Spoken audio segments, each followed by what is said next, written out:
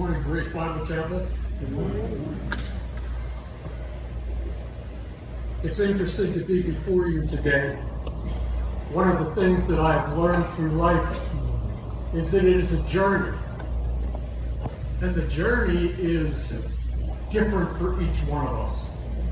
And I kind of want to set the tone of this by reading Proverbs chapter 16, verse 9. It's going to be the theme throughout what I present so far this morning. 16, Proverbs chapter 9. In the hearts of humans plan their course, but the Lord establishes their steps. I started out as an acolyte in the Episcopal Church as a teenager. Once I started into career, though, things changed rapidly. What I didn't know throughout all of that time is that God was directing my path. God directs the path of each one of us, and the journey is different, and the road is different. Some, as we go, see things in the beginning at least very smoothly. And then as we progress in our life and go down different paths, we can walk at different roads of complexity, of troubles, and sorrows. But I want to take you really quick through the path that I went through. First of all, I'm going to leave out the darkness of my life. Because in my corporate path, when I first entered into corporate in Bell Telephone System, I advanced very quickly. In advancing very quickly, I was caught up in the world and my own flesh. I had Porsches and Ferraris and Jaguars and attended all kinds of corporate parties. And as I advanced in my career with Bell Telephone, I thought initially, this is really great. The prizes are tremendous. The opportunities before me. Wow. What happened then is I started to understand how advancement in corporate can be very political. And I decided I gotta get out of here. So after 12 years in corporate life, I left and went out as a consultant. What was interesting is the first customer that I had was Bell Telephone. The ones that we debated and argued over how we should process in marketing plans and project management and all those types of things, now all of a sudden we're seeking input. As I advanced in my consulting career, I sat in boards of major corporations. I did training sessions and was certified in 13 different programs, from communication skills to project management, to conflict resolution. You name 13 different programs. I stood in front of boards and trained board members in how to achieve outcome purpose and to move toward the conclusion of their objectives that they had set. And then I was given opportunities within the corporations to work down through the structure to bring that project to fruition within the corporation. 9/11 changed all that. I no longer desired to fly, not that I was afraid to fly, but the hassle of flying became so much that the only customers that I decided that I would go to were the ones I could drive to. During all of this transition, a good friend of mine and I decided we have some time on our hands. Why don't we take up scuba diving? It sounds like a good idea to me. So we took up scuba diving. What happened is God decided that He had some plans for me that were yet unnoticed. So the scuba diving went from diving to teaching. I became a certified dive instructor and a master diver. It was a great opportunity. As a matter of fact, my friend and I were chosen to be the first divers on the Andrea Doria. We were going through training in different gas mixtures so that we would be able to dive at depth and be able to stay there. Of course, that required decompression coming back up. Part of the training was to sit in decompression chambers and feel the change of pressure as we would be going through the depths to the Andrea Doria. And my friend looked at me and he said, "Are you sure we want to do this?" And I said, "I don't think so." And his name was Bob. Also, "I don't think I want to do this." So we scrapped that part of our diving career, but we were very active in teaching. YMCAs, private schools, colleges. We would go to their pools and teach them snorkeling, then take them out on open water dives. We would do all those things to get them acclimated to going from snorkel on the surface to depth diving at 100 feet or slightly more with students. One day we had a very close encounter with disaster. I don't know how many of you have ever done scuba diving, but there's a term called chugging. And chugging is when people breathe, and what that does is it takes their oxygen and uses it quickly so they run out.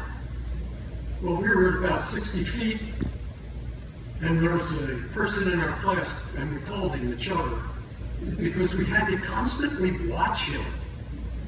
Well, I kind of lost sight for a moment or two, and I felt an arm come across my shoulder and yank my regulator from my mouth. And it was the chugger. He had run out of air. The other Bob saw this all happening. We came over, and he and I, with my arm wrapped around the chugger, shared the regulator on the way to the surface. To say that when we got to the surface that I was upset would be a mild statement. On the way home that night, Bob said to this Bob, "We got to do something to lessen the stress of what we're going through." I said, "That's really a good idea." He said, "I know where we can buy a sailboat." "Oh, sailboat? That sounds exciting." So the divers became sailors. We spent most of our first summer capsizing the boat because we were convinced the tighter you pulled the sails, the faster you would go. Not true. During the course of my sailing career, I became a sailing instructor. I then took and passed the Coast Guard exam for 100-ton license. Bob and I started delivering boats up and down the East Coast. We had sailing classes, much as we had dive classes. By this time, we had given up the scuba diving for the more leisurely activities of sailing a boat. Little were we to know what would await us in that traveling from dive instructors. Incidentally, he and I, as I mentioned, were master divers, and we were PADI instructors. And what I mean by that is, in order to teach, one had to be a student. Whether you're diving or you're sailing a boat, or as you'll see in just a moment, teaching Bible, first you have to be a student. You can't jump into any one of those by just saying, "I think I will."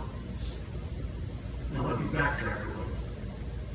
During all of this time of great activities, through corporate, consultant, dive instructor, sailing instructor, Coast Guard certified in 100-ton vessels, all this time there was a knock on my heart. God kept nudging me. There was that still small voice. This is what I'd like you to do, Bob. Lord, I don't have time to do that now. I have dive classes. I have sailing classes. I have all of this. Oh, and by the way, with the diving and sailing, we started a charter company. My daughter and son-in-law have a charter company down in Rock Hall. They have 30-some boats that they manage. The objective was to take, now imagine this, diving instructor, sailing instructor, charter boat instructor. Where do you think the best place to do that would be? The islands. Someplace down in the islands. So we started to move our dream down towards the islands, and we had boats set up that would be up here to charter in this season, move the boat south, charter them down there, get a dive boat going. We had it planned. Wow. I got something I want you to do. No, Lord, look what we've got planned. This is going to be great. We've got the business all set up.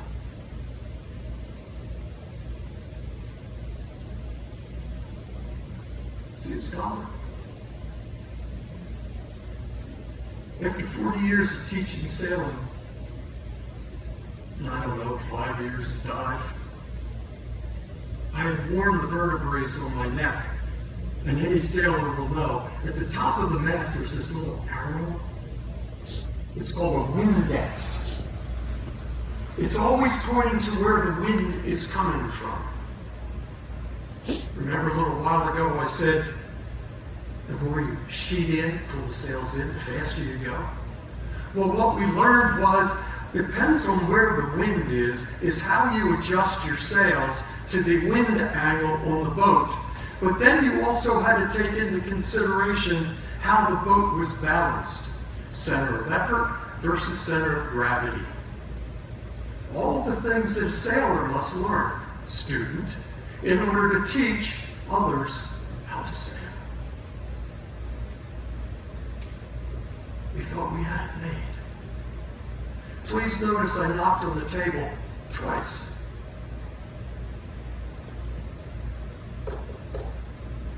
Third time.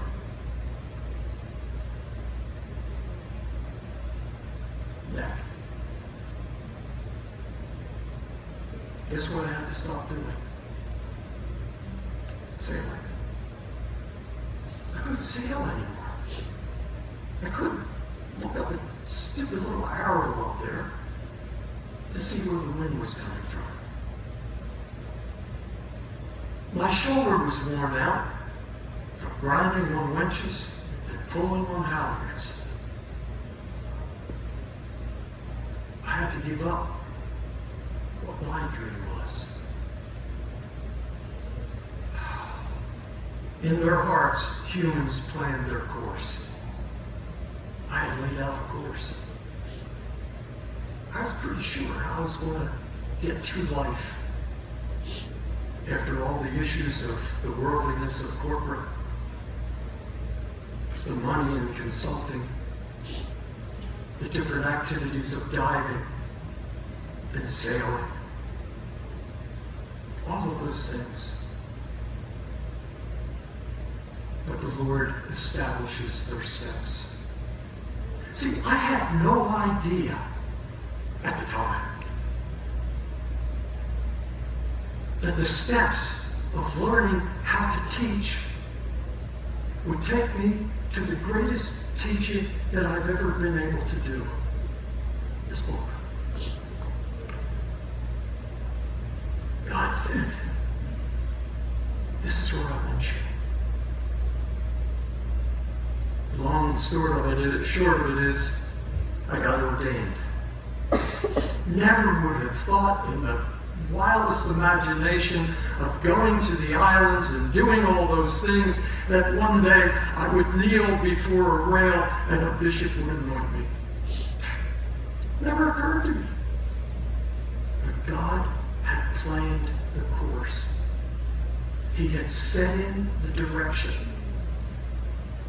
Through the good times, as Jimmy Buffett would say, through the good times and the bad times and the going half mad times.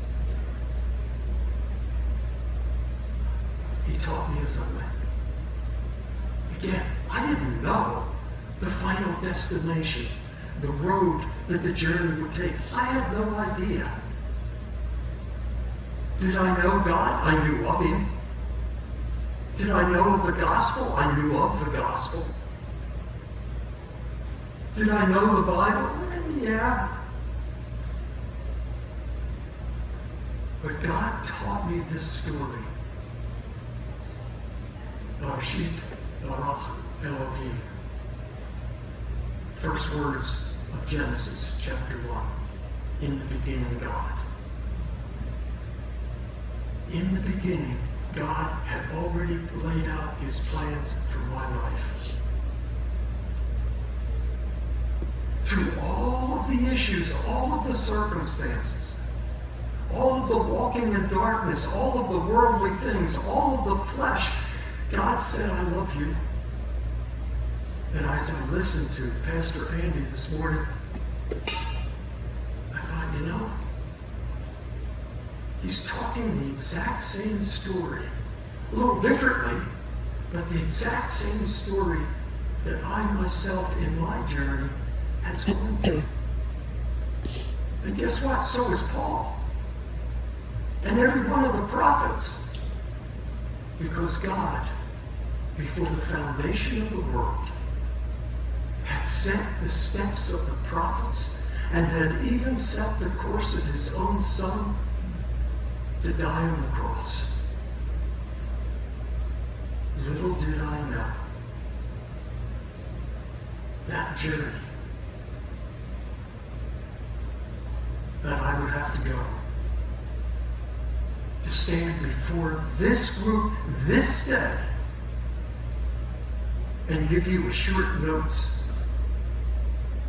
of where I've come from. I thank my wife for the ministry that she has given me over the years. When she thought I was crazy doing the diving stuff.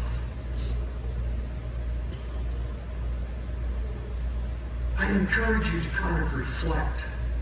What has your journey been? Why are you here at this church? As I like to tell the Zoom Bible studies and the women's groups that I work with, where were you 3 years ago? Where are you now? How much has your life changed because of Christ?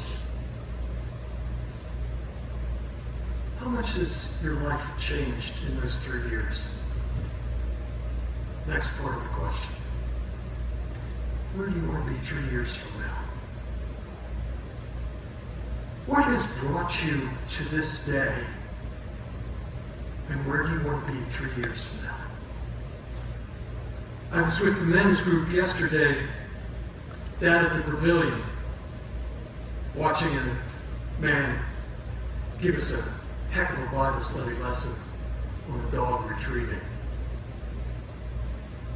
And so many things came to my mind about how he trained that dog and how he worked the message of training that dog into a gospel story of the life of every man sitting there.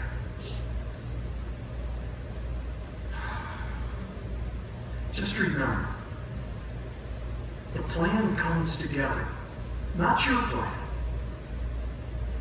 And if you think you know what God's plan is, take a deep breath. Because what I have found out over the years is I can't outplan God. What I have to do is keep an eye out for where he wants me to step. I retired from the Reformed Episcopal Church, how many years ago? 5. Only 5 years ago. Started a ministry called Living Waters. Meets every other Tuesday night. 4 Bible studies. 2 of them Zoom, 2 of them on site, working with Carl at GBC Bible study for the men on Monday mornings. Again, do you think when I was 80 feet down in the water thinking about finding a treasure in some of the wrecks that we had worked on that I ever thought, ever thought that I would be here today? Speaking about my witness of how God, through his Son by the Holy Spirit, has me here. So, here we are today. The question is, how much do you take from today, from Pastor Randy, and from communion? How much do you take out that door? I was at a church down in Florida when I was still pursuing my sailing issues. When you left the church and you walked out, got in your car and went through, there was a sign that said, "You are now entering the mission field." It's true. When you leave here, you are entering the mission field because you're carrying your Christianity, that which you call yourself a Christian, into the world.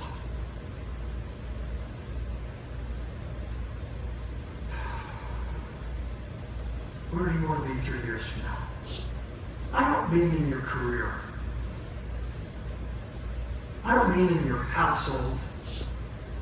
Where do you want to be in God's plan?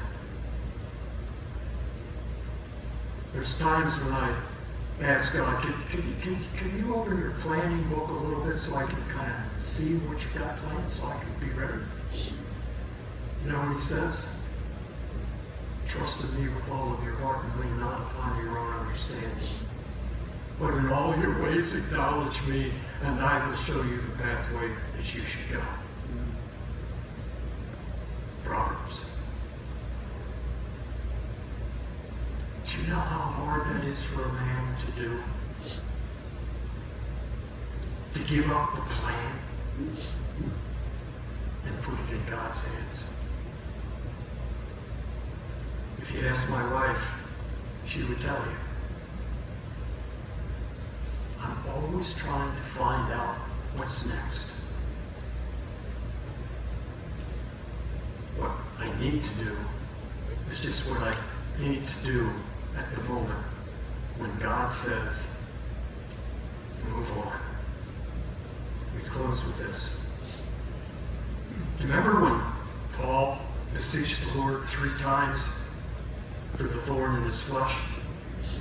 I'm going to give you God's interpretation of what God said. Paul, knock it off, get up, and move on. I'll show you the way that you should go. And Paul got up, and he continued his ministry. Now, John has said to me that there might be questions. I don't know how, based on what I just told you about my witness and coming to faith. But if you have a question, I'd be more than happy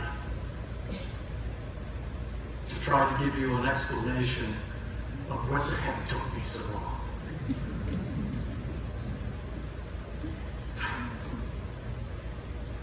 Crickets. John, you're on. Well, Bob, thank you very much.